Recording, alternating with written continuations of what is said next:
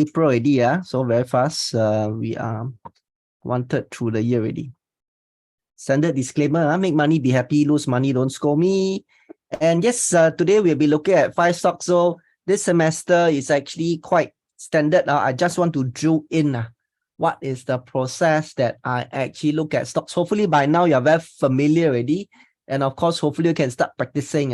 It's just trying to drill in, but of course with different counters altogether. I'll look at one REIT, one SG stocks, one SG income, one SG growth stock, and 2 US stocks for this semester. And of course, we have a cartoon exercise to summarize. And yes, then after that, just some admin notes. Okay, one REIT. So again, it's not about the best REIT. So it's about this REIT actually meet my criteria. So if to build my REITs portfolio, what I do is for my REITs portfolio, I do dollar cost averaging. I just buy every month. So it's not about whether is some other REIT better than this REIT I'm talking about, or this REIT is better than some other REIT. No, it's just that this REIT actually met my criteria. Okay, so today I'm actually going to talk about hotel REIT. So of course, I believe it's time to start looking at hospitality REITs. Okay, so previously I am not so excited about it yet. Okay, I'll share with you the reason why, but I think now is probably the reason, probably a good timing to start looking at hospitality REITs. So for obvious reasons, again, maybe let me just show the charts. Okay, let me just go to sjax.com. Security stock screener.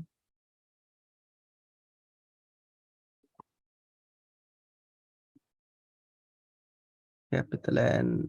Okay.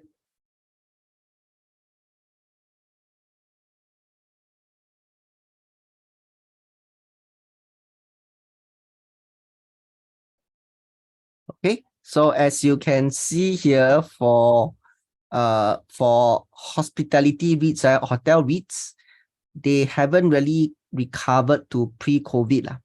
Okay, so pre-COVID, like for example, Ascott, you're talking about trading $1.30 something. Okay, so throughout the whole period, it never went above pre-COVID. Okay, we all know that this is going to be temporary. If you have been attending my previous talk, so it's just a function of timing to me. When is a good time to start going back into hotel REITs? So I have decided the time is about right now. So I will just share with you my explanation. Okay, so I'll use Ascott REITs. I'll talk about Ascott REIT. So another reason why I actually chose Ascott is actually your choice. This is also based on your choice. If you were to look at the favorite stocks that we have done in January, so Ascott is actually one of your top choice. So just come in very nicely. Okay, so if you actually look at REITs, so Ascott, can you see Ascott is actually one of the top choice as well. So that's the reason why, when I choose a hotel REIT, I actually use Ascott. So again, I just want to be very clear, I'm not making any recommendations. So all this is based on your inputs as well. So Ascott REIT, so one thing I like about Ascott REIT here is this. After you bought the Ascott REIT, right, you can tell people that now you're a global property investor. All you have to do is to buy one Ascott REIT. You tell people, hey, I have invested properties in 15 countries. And you're not bragging, it's true. So if I am not wrong, this is the REIT with the most geographical diversified portfolio. So you're actually into 15 properties. 15 properties. Okay. So Ascott, they are predominantly into service residence.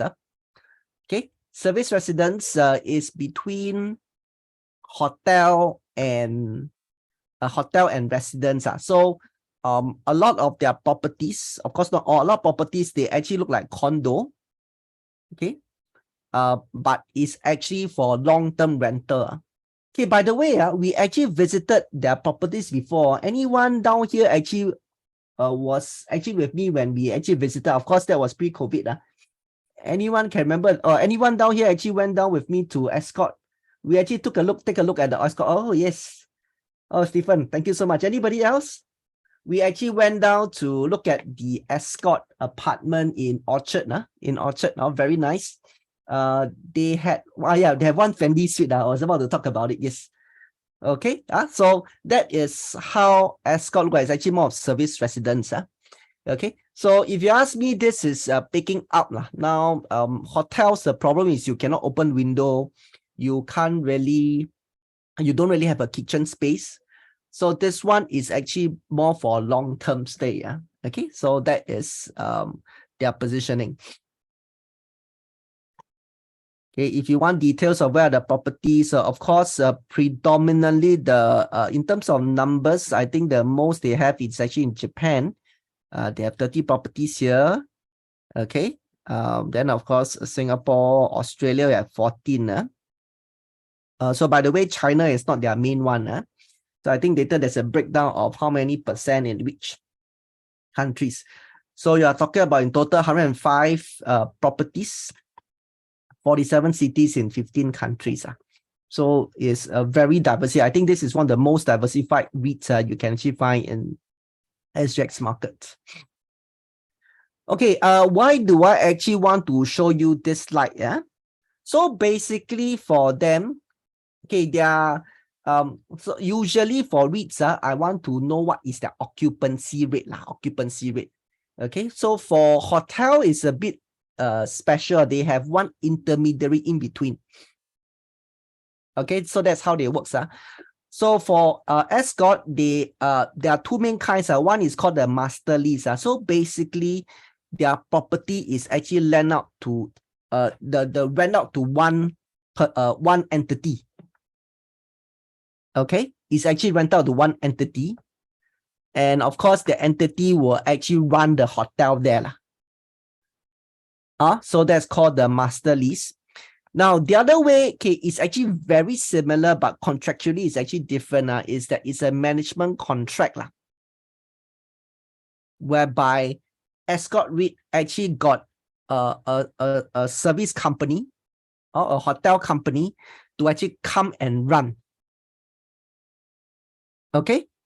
So there is this difference here, but so one is, of course, I rent, let's say, for example, I rent to you, I just collect a rental. Okay, you go and run it. The other one is I actually engage somebody to come and run. So in that case, it's actually very hard to calculate the occupancy because if you actually want to say occupancy, then of course master lease is 100%, which is actually not true. So I just want to highlight this for hotels. The way they structure is slightly different. The way structure is actually slightly different. Okay. And the other thing you want to take note here is this: for both master lease and management contract. Okay, in terms of master lease, there is a fixed rent portion. Okay, there is a fixed rent portion. That means no matter what Ascott us as unit holders, right, there will be a fixed rent. Whether they can rent out, cannot rent out, we don't care. Okay, we can actually collect fixed rent. And of course, fixed plus variable, as you can see here. For management contract, right, there is a guaranteed income, minimum guaranteed income.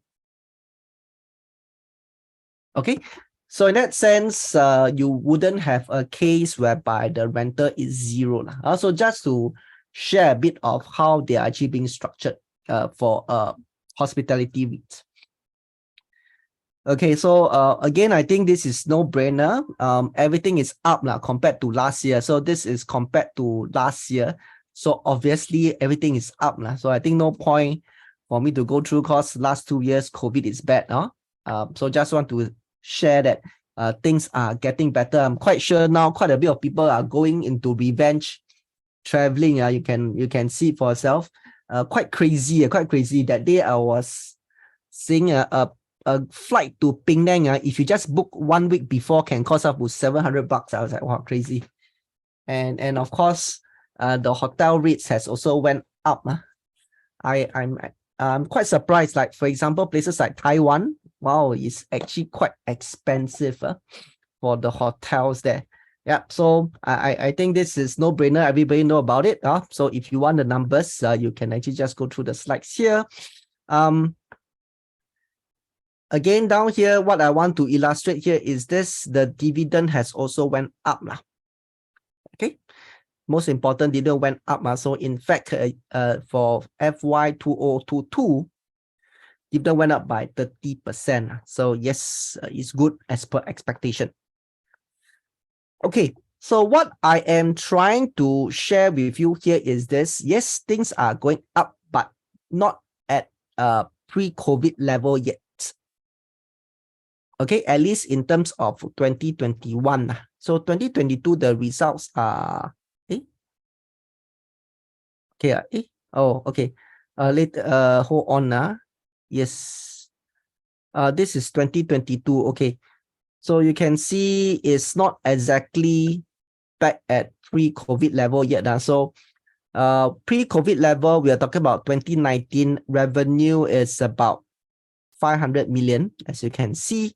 If you look at 2022, okay, wait. Oh, so they only have the 6 months. Yeah. So yeah. I think it's because their year end is June. That's why we don't have the full year. Okay, correct. Yeah.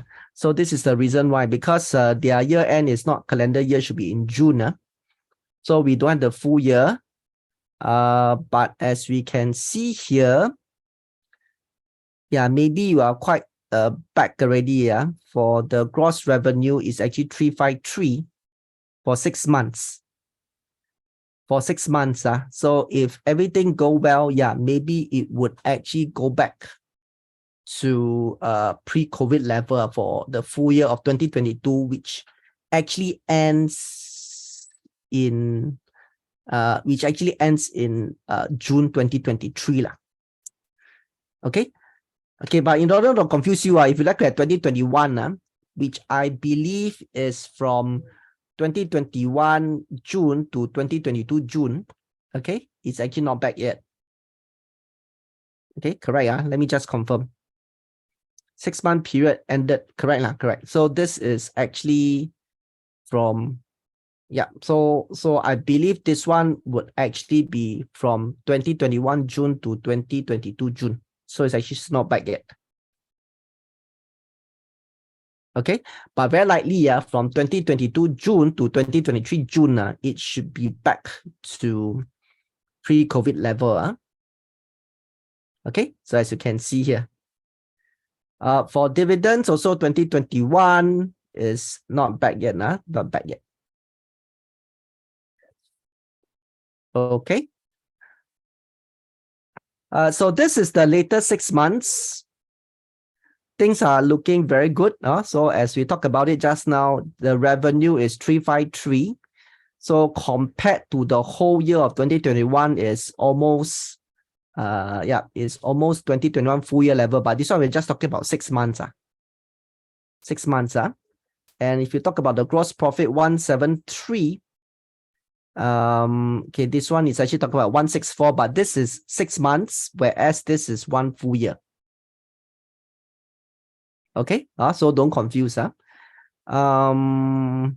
I think these are the two that I can compare with. So basically, again, the numbers are shooting back, coming well. Okay, a good question. What is the meaning of stapled securities? So basically, for hotel REITs, they have REIT entity and a business trust entity stapled together. Okay, so you can see if only happen for hotel REITs, they actually have these two entity actually stapled together. Okay, now basically this is more for a legal requirement. So by right for REITs, right, you cannot have a management capability. Okay, you cannot say that the REITs are also own. Okay, so there's for hotel, there's actually two parts. One is the building, which of course belong to the REITs. then you need to have like a hotel management, like for example, your Four Seasons, your Ritz-Carlton, your Hyatt, so on and so forth. So that one is a management company. So you have staff, working staff. Okay, so basically, legally speaking, you cannot have a REIT that actually own a hotel management company. Okay, so that's why they actually need to have this business trust element. They actually need to have this business trust element. But if it's too confusing, you just have to remember this. For most REIT, if not all, okay, you just stay put. You just take it as it's a REIT lah. You just take it as REIT. So usually the business trust activity is actually quite dormant. Okay, and hope I answer your question. It's actually very legalistic lah. So you just treat it as a REIT. It's just that you need to have a management staff. Okay, you cannot park under the REIT lah. That's why you need a business trust. Okay, hope that answer your question. And of course, please keep your questions coming in. For those who have questions, please keep it coming in. Okay, so a bit about the outlook. I actually caught this from the Straits Times. I think this is quite recent. Passenger traffic at Changi Airport expected to recover fully by 2024. So I use this as a proxy lah. So Singapore, no matter what, is actually still a trans hub. So a lot of people actually transit to Singapore. So I think it's a good proxy. If let's say, for example, our passenger traffic at Changi is fully recovered, we can actually sort of guesstimate that yes, travel is fully recovered. Okay, so it's actually a good proxy because a lot of time when people transit, they actually transit to Singapore. So basically by 2024, which is next year, things should actually go back to pre-COVID. Of course, touch wood, hopefully nothing happens. Hopefully nothing happens. Okay, is Far East Hospital REIT also like Sunmi, if you ask whether are they also stapled securities, yes, they are. Okay, so basically for all hospitality REIT, right, they are actually all under the stapled structure. You have a REIT, you have a business trust, okay, but you just treat it as a REIT. Most of the time, the business trust is quite dormant. So 2024 is the magic number whereby things will actually come back, okay, as per the analyst. Okay, so I did one extra step. So this is from the Ascott presentation slides. I'm quite sure by now you know where it is. So showing, for each country breakdown, what is the outlook? Obviously, you can see that no-brainer is actually going to do well. So strong performance, robust domestic demand, China outlook improves with easing of travel frequency requirement. France, strong underlying performance, both rental income, strong recovery. So it's all the same thing. So this one, the additional information you can get here is how many percent of the total asset. As you can see, China is only 4%. So it's actually quite small. So don't think that China is actually very huge. So Australia is 13%, Japan is 18%. Okay, it's actually ranked in terms of alphabetical order. So don't think that, I put China because China is big. No.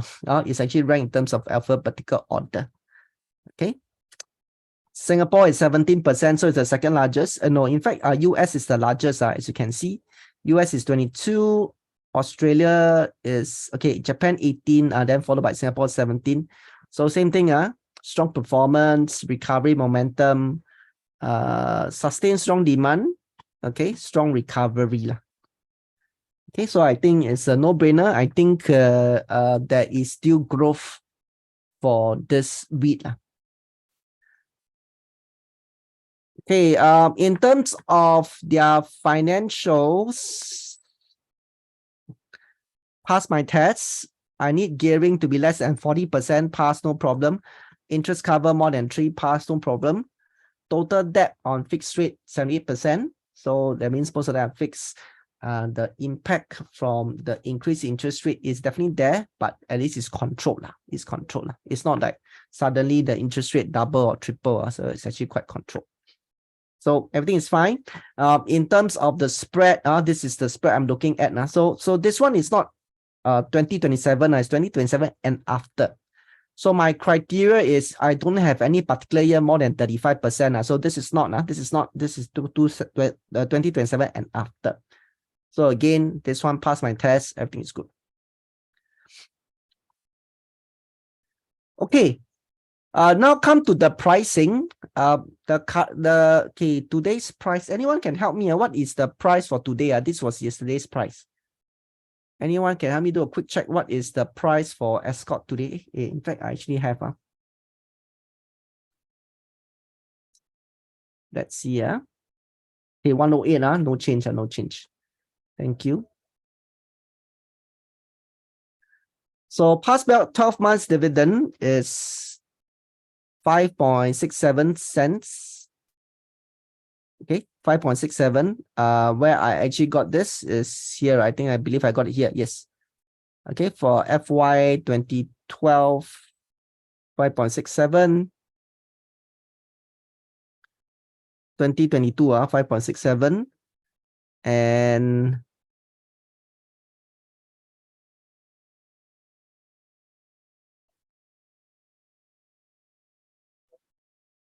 okay. And I just copied the rest of the dividends. Okay. So you can see that current price is 108. Current dividend is 5.3%. Okay, fair yield. What I do is I just take the average dividend yield for the past 5 years, but I will remove the outliers. In this case, I will actually take away all those after COVID one. I only take pre-COVID. Okay, I only take these two. So I believe these are outliers I take away. So I think this is the fair yield that we should achieve. So fair yield 6.2%. Now, can I trouble you all to share? So current yield 5.3, fair yield 6.2. So is this REIT cheap or expensive?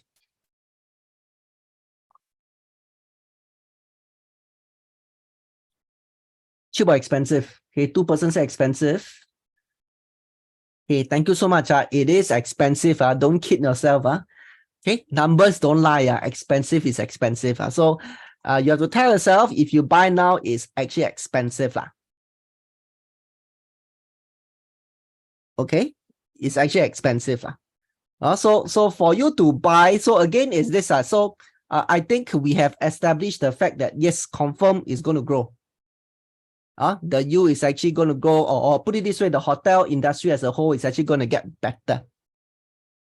Okay, but it is what it is. It is expensive now. So for you to get in now, okay, you must have this belief.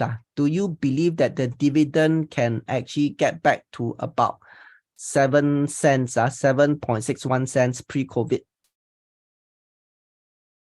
Okay, if you believe so, it will go back up. Or let's say in this year or next year, you buy at 108. So eventually your yield is about 7% now, which is actually not too bad, not too shabby. If you actually lock in the price at 108, because at that point in time, the price won't be 108. The price will probably go back to 120. Okay, but of course, there can be a situation whereby the dividends don't go up. Okay, for whatever reasons, the hotel is not doing well. Okay, if that is your belief, then maybe this is not a good time. Okay, so now I did mention okay, of course, I just share my personal opinion. It's my opinion. Of course, I personally believe that eventually it'll go back up.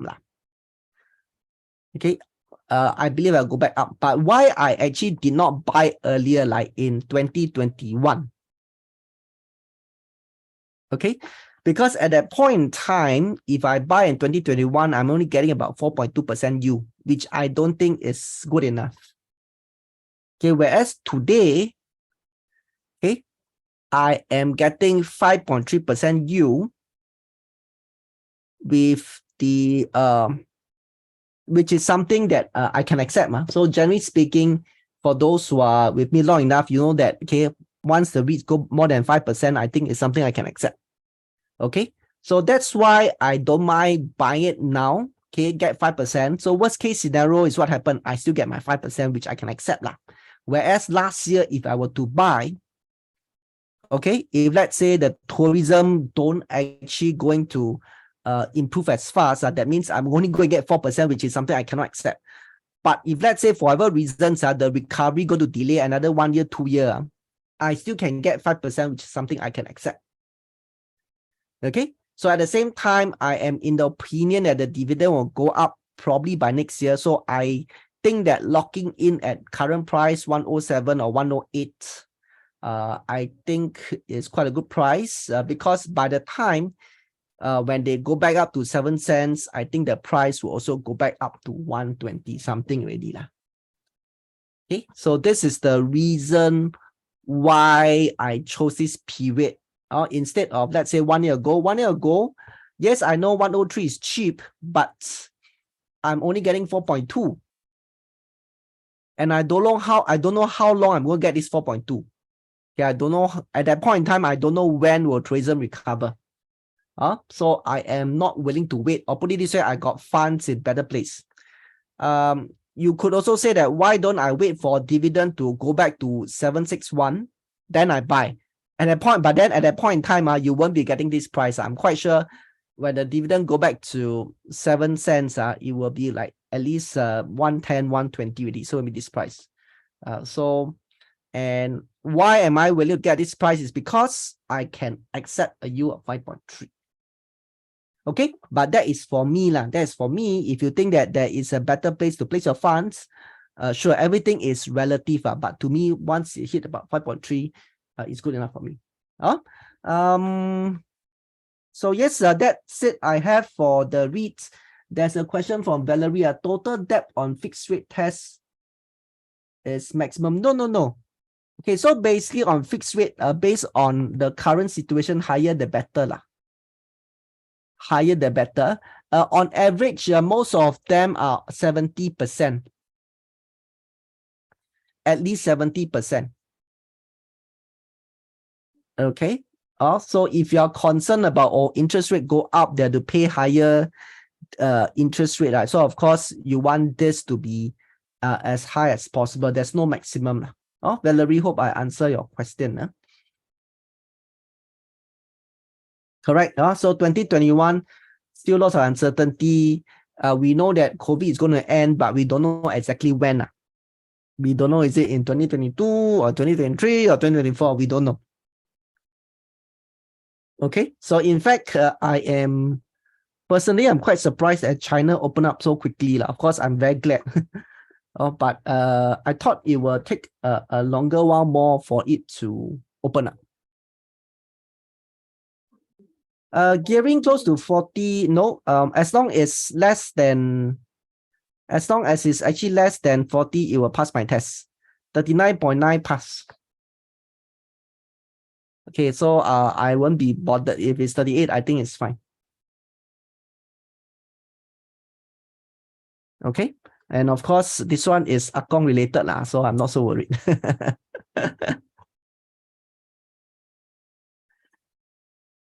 Okay, so this is for Ascott. So of course, y'all can do the same for the rest of hospitality REIT. I think most of the hospitality REIT is all in this scenario. Okay, most of them actually in this scenario whereby they haven't fully recovered to the pre-COVID level. But let me just check. If I were to look at the other more popular one is the CDL.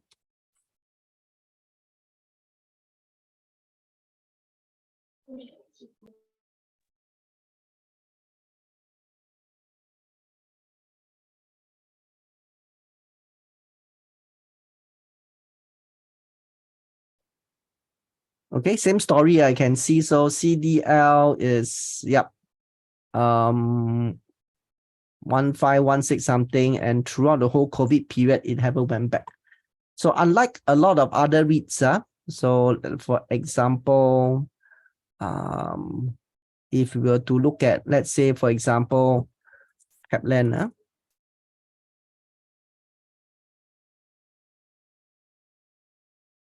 okay, commercial trust, integrated commercial trust.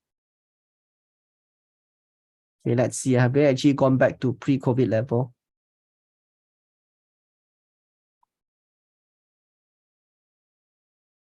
Oh, also haven't, what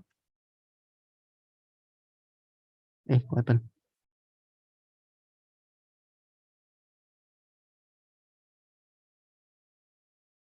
Also haven't, but okay, some did lah. I'm quite sure some did. Okay, I think the logistic one did. Let me just confirm. Maple Tree Logistic.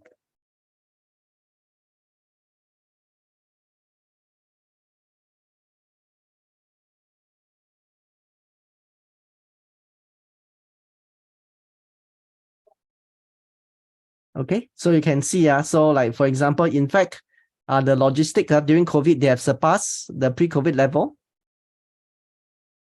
Okay, whereas for hotel REIT, generally speaking, yep, I believe none of them has actually gone back. So if you do believe that the hotel is going to be back in force, yeah, I think this is quite a good timing to take a look at that.